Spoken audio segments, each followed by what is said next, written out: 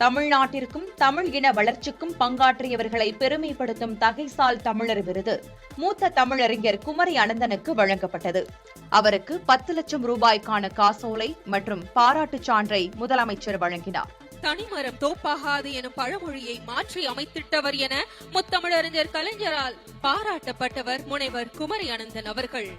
செவிலியர் சபீனாவுக்கு வீர தீர செயலுக்கான கல்பனா சாவ்லா விருதை முதலமைச்சர் வழங்கினார்.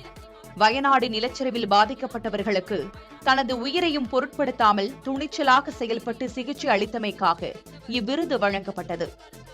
அறிவியல் தொழில்நுட்பத்தில் சிறந்து விளங்குவோருக்கான அப்துல் கலாம் விருதை சந்திரயான் 3 திட்ட இயக்குநர் வீரமுத்துவேலுக்கு முதலமைச்சர் மு.க.ஸ்டாலின் வழங்கினார்.